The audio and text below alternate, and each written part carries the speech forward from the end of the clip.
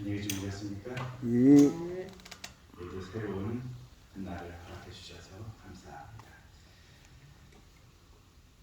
오늘 저는 너희는 시리즈의 편지 부분을 좀 보도록 하겠습니다. 고린도후서 3장 2절로 3절의 말씀이고요. 너희는 우리의 편지라 우리 마음에 썼고 뭇 사람이 알고 읽는 바라. 너희는 우리로 말미암아 나타난 그리스도의 편지니 이는 먹으로 쓴 것이 아니요 오직 살아계신 하나님의 영으로 쓴 것이며 또 돌판에 쓴 것이 아니요 오직 육의 마음판에 쓴 것이라. 아멘. 아멘.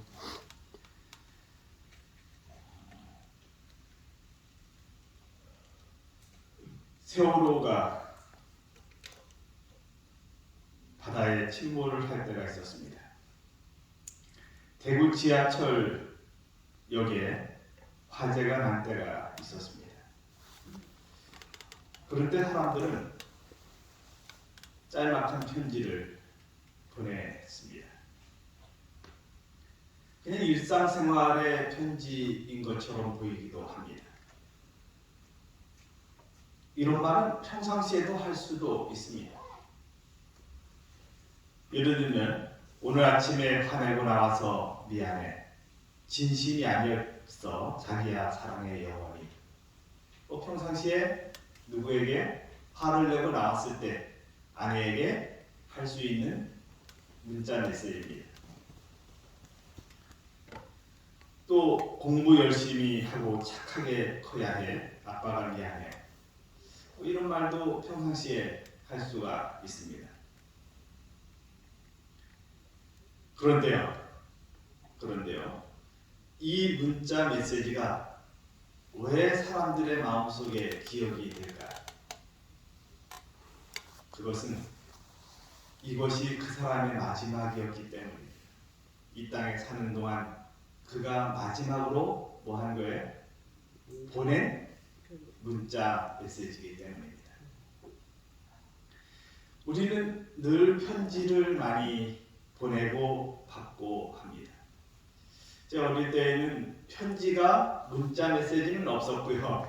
편지가 주류였습니다.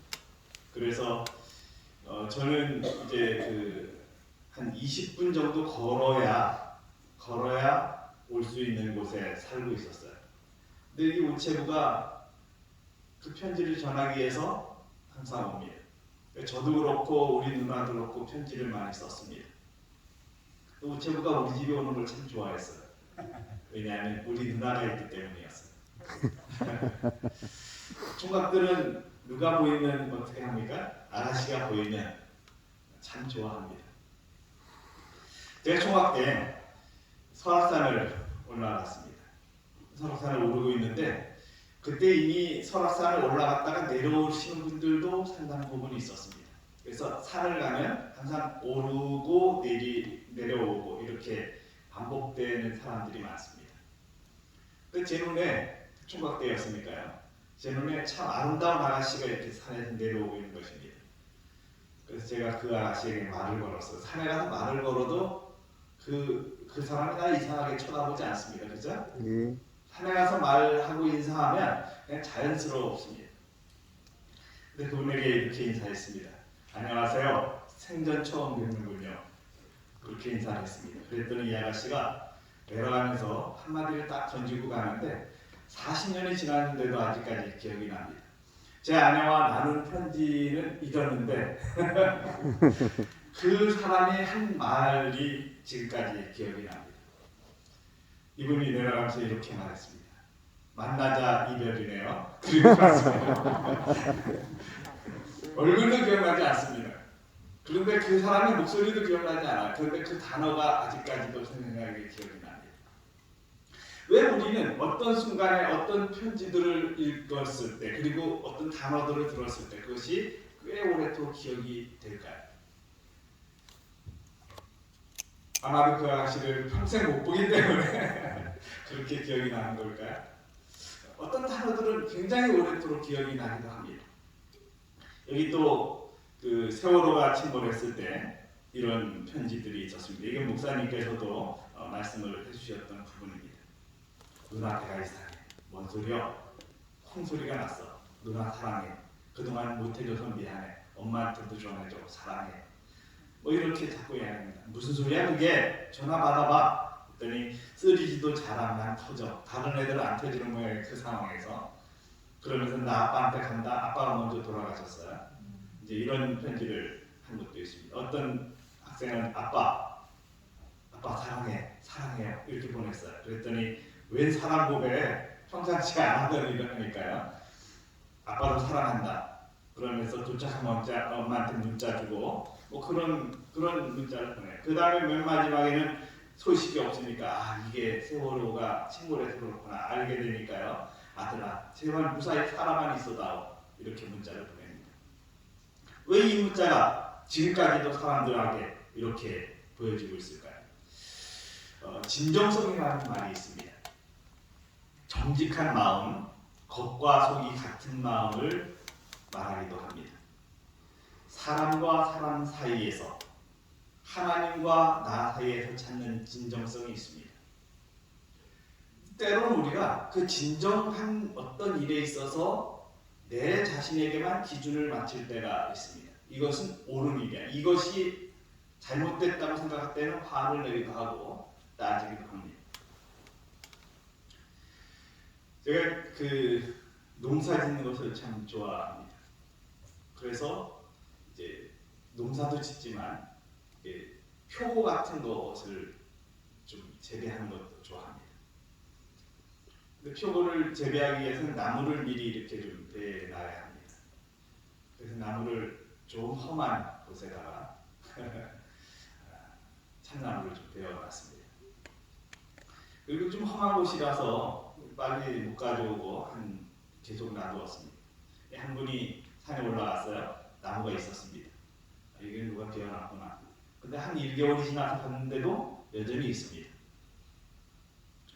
이게 안 가져가네. 그리고 2개월이 지나서 또 갔는데도 또 그 자리에 있습니다. 그래서 이분이 생각하기를 이게 안 가져가는 거구나. 그래서 가져다가 이제 표고를 했습니다. 근데 저는 그걸 모르고 또 이제 산에 올라가서 이제 시간 내가지고 나무를 가지러 갔습니다. 없습니다. 그 어떻게 해야 합니까? 근데 그때 제 마음속에 이런 생각이 들었습니다.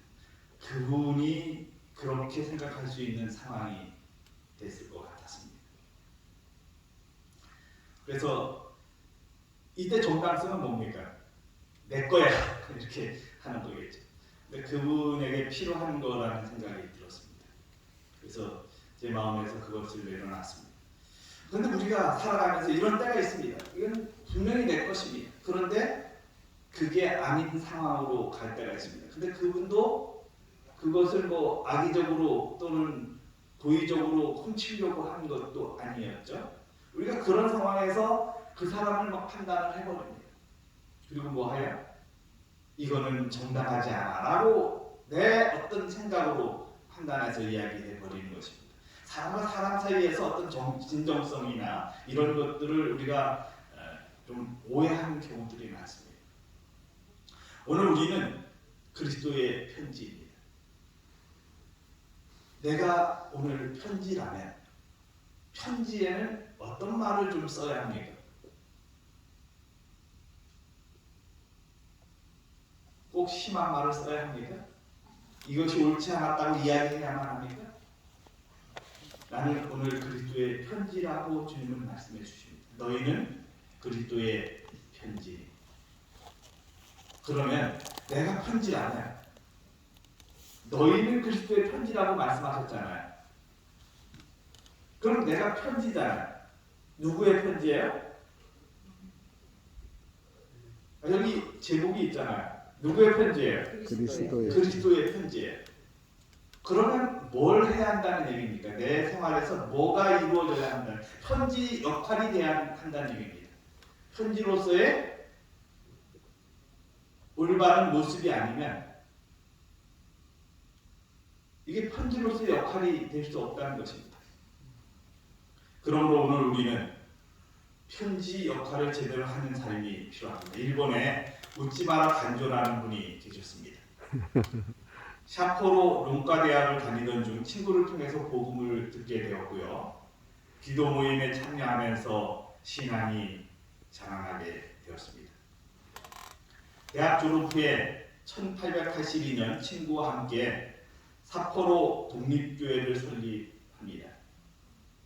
그리고 철저한 신앙, 십자가 신앙을 강조하면서 참된 신앙은 성경에 근거해야 하며 교회는 기독교를 담는 껍데기에 불과하다고 하여 무교회주의를 주장하기도 했습니다. 그리고 천황에게 절하는 많은 사람들이 있었는데 절대로 그렇게 하지 않았습니다. 그런데 하루는 일본 천황이 그를 궁으로 불렀습니다. 이런저런 얘기를 하다가 천황이 간조에게 이렇게 질문했습니다. 당신이 믿는 예수는 누구를 닮았습니까? 천황의 뜻밖의 질문에 당황하지 않고 잠시 묵상을 한 간조는 이렇게 대답을 합니다. 폐하, 예수는 꼭 저를 닮았사옵니다. 이 말을 들은 천황은 무릎을 치면서 이렇게 말했다고 합니다. 그렇다고 하면 예수라는 분은 매우 훌륭한 분이시고요. 여기에서 뭘 얘기하고 있습니까? 천황은 예수님을 봤습니까? 못 봤죠. 못 봤습니다. 근데 누구는 봤어요? 간조는 봤습니다. 근데 간조가 말하기를 예수님이 누구 닮았다고요? 꼭 자기를 닮았다고요. 그랬더니 천황이 누구의 모습을 늘 봤어요? 간조의 모습을 늘 봤어요. 그리고는 간조가 말하는 그 말 그대로라면 예수님이 어떤 분이라고요? 훌륭한 분이라고. 우리는 우리의 삶에서 누구가 자꾸 보여져야 합니까? 예수님이 자꾸 보여져야 합니다. 다른 사람이 이 천황이 간조를 봤을 때 정말 훌륭하구나 이렇게 생각하고 있었다는 얘기잖아요. 근데 결국 누구를 닮았다? 나를 닮았다 이렇게 말하니까 이게 간조가 교만해서 이런 말을 했을까요? 여기에 그 예수는 꼭 저를 닮았사옵니다 이러면 뭐 하는 것 같아요? 꼭 교만한 것 같잖아요. 근데 교만해서가 아니라 그때 그 상황에 하나님께서 그에게 그런 말을 넣어주셨다고 생각합니다. 때로는 우리가 어떤 말을 할 때 전혀 생각지 않은 말을 할 때가 있어요. 근데 그 말을 해놓고 보면 하나님께서 섭리하셨구나. 우리가 어떤 행동을 하고 나면 그 행동에 꼭 필요한 것들을 잘 말했다 그런 생각이 들어가는 때가 많습니다. 저는 요즘에 참 희한하게 돈이 자꾸 들어옵니다. 전혀 예상하지 않던 돈과 물건들이 자꾸 들어옵니다. 어떤 집사님이 이제 그 냉장고랑 뭐 이런 것들이 좀 치워야 되는 상황이 되셨어요. 그래서 제가 그것을 가져왔습니다. 가져오는데 그 가져오는 비용을 그분이 다 대주시는 것입니다. 그리고 남았어요. 남았는데 이게 돌려드렸더니 그분이 그 남은 돈을 밥 사 먹어라, 맛있는 거 사 먹어라 이렇게 주셨습니다. 이게 생각지도 않은 돈이 생겼습니다. 근데 또 이제 무엇인가를 이렇게 했는데요. 저는 기대하고 한 것도 아니었는데 또 돈이 생겼습니다. 그렇게 생긴 돈이 꽤 많습니다. 왜 그럴까? 뭐 때문일까? 이런 생각을 하는데요. 어떤 분이 옆에서 그 얘기를 듣더니 그럼 밥 사. 그렇게 말하더라고요. 그래서 밥을 샀습니다. 우리가 살아가면서 원치 않는 어떤 상황이 되기도 합니다. 그것이 좋은 것이기도 하고 나쁜 것이기도 합니다. 근데 좋은 것일수록 이것은 당연한 거야 라고 생각하기도 하지만 나쁜 것일 때는 이건 아니야 라고 생각하는 때가 많습니다. 오늘 우리가 삶의 현장에서 어떤 모습으로 살아가고 있습니까? 꼭 기억해야 할 것은 우리는 그리스도의 편지라는 사실을 기억해야 합니다. 아멘. 편지는 자신을 드러내는 것이 아니에요. 그리스도의 편지는 그리스도를 나타내는 것입니다. 아멘. 예수님의 편지라는 사실을 기억한다면 오늘 우리가 해야 할 분명한 행동과 원칙이 있습니다. 여기 계속해서 우리는 너희는 우리의 편지라 우리 마음에 썼고 무사람이 알고 있는 바라. 편지는 어디에 써져 있어요? 마음에 써졌고 사람들이 그것을 읽는다라고 말합니다.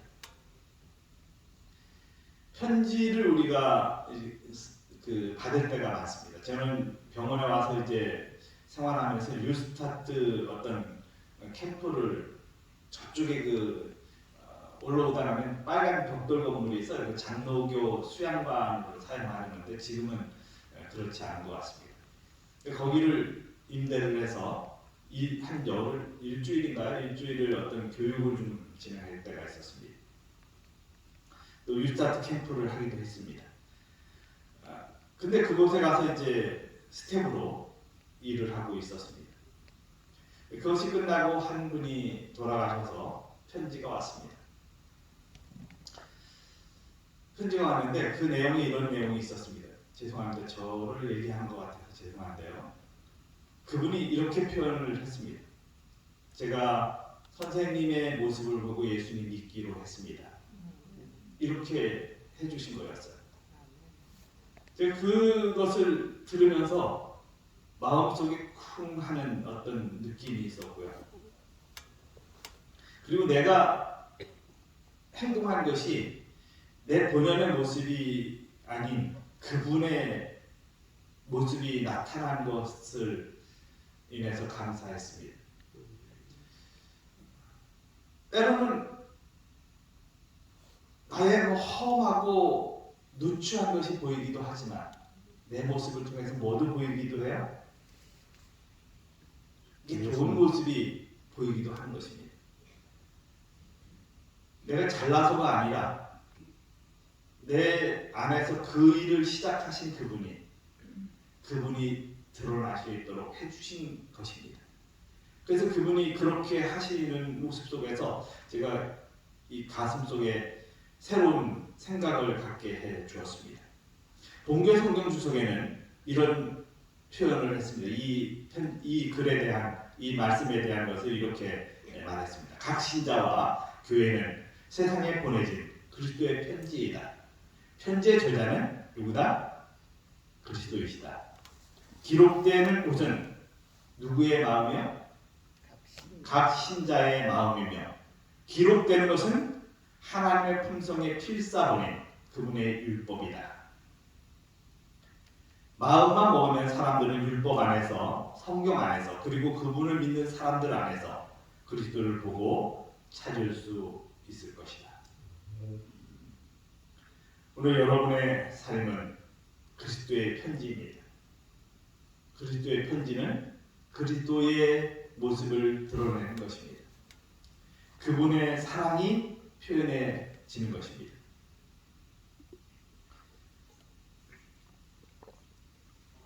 여기 정로예단이라는 책에 하나님을 정말 사랑하는 여인은 이렇게 표현을 했습니다. 너희는 편지니 그것을 전해주라. 사도 바울은 예수님의 제자들에게 말하기를 너희는 우리로 말미암아 나타난 그리스도의 편지니 무사람이 알고 읽는 바라고 하였다. 예수님께서는 당신의 모든 자녀를 통하여 한 편지를 세상에 보내신다.